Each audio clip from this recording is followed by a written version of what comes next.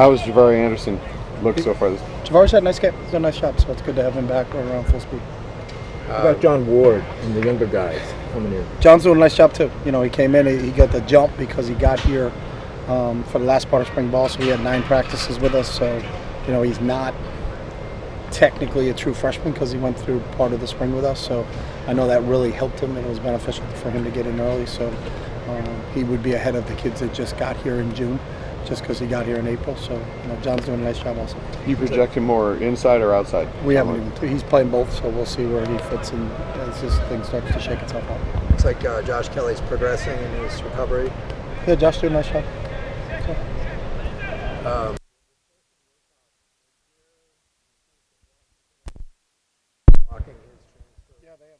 So it's up to the school that you come from. So they blocked it. So there's nothing we really have. Our hands are tied from that situation. How does it? Is that disappointing that they wouldn't let him after he already sat out a year? That's a question for them, not us. So.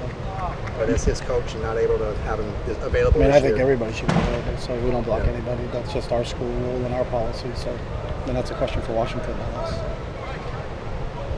Can UCLA appeal to the NCAA to try to? I don't think, from my understanding, I think you can, but they always side with the school. So. You know, the Rams and the Chargers have held joint practices, and I think the Rams also did with the Raiders. There's a point to this. Would you ever consider doing something like that with SC or another college? You can't do it. Oh, I mean, if they ever made that, the NCAA ever made that legal, would that be something that would benefit you? There's a lot of things if the NCAA made legal we would consider, but it's not, so we don't think about it. Colleges can't practice with each other. The pros can, and I'd love it when we're in the pros, but you can't do it in college. So. Would it break up the monotony of like a month of just amongst yourselves type stuff? Sure. Going to a Broadway play would break up the monotony. But I mean, you can't do either. So we're not going to get on a plane and fly to New York City, and we can't scrimmage with another school. So we try to concentrate on what we're supposed to concentrate on. So we don't sit there and sit in staff meetings and say, hey, let's go to Hawaii. Great.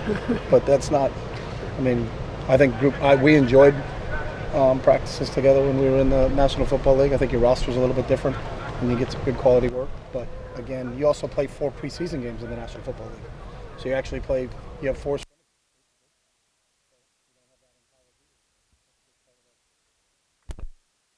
college games. Primarily been used as a tackle at this point? Yeah, Sean's playing tackle right now. Is he competing with Alec Anderson for that starting spot at left tackle? He's competing with himself. So that's like all our players are doing right now. So Sean's doing a really good job, and obviously was really well coached coming out of high school. But we don't have anybody that's competing with anybody. They're all competing with themselves to get better every day, and that's what Sean's done since he's been here. So. Have you, as a coaching staff, had fun with Wade Lees? Because I imagine he's older than some of the assistants. Yeah, well, we don't hang out with him, so I don't know what you mean by that. I mean, we enjoy him on the field, and I think the one thing Wade brings is a sense of maturity.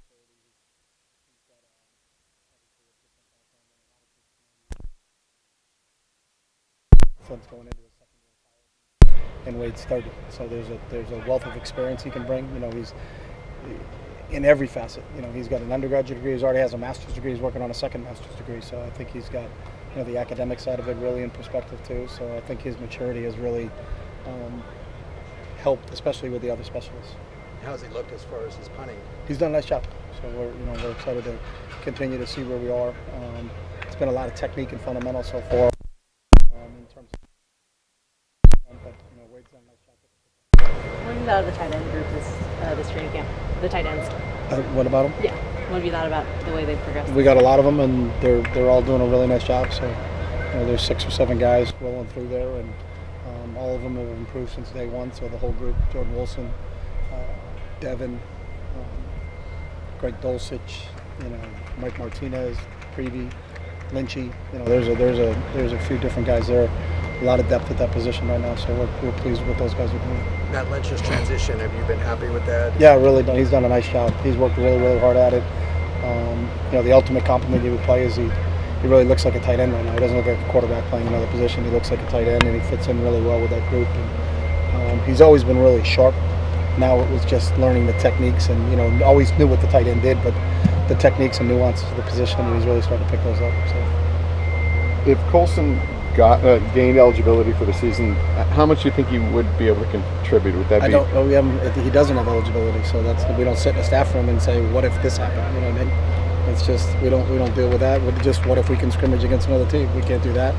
And if a kid's ruled ineligible, then he's ruled ineligible. So we don't sit in staff meetings and say, "What if this happened?" So it's unfortunate for Colson, you know, but that's not kind of how we look and approach things. So. Yep. All right, Thank you. thanks guys. Appreciate it.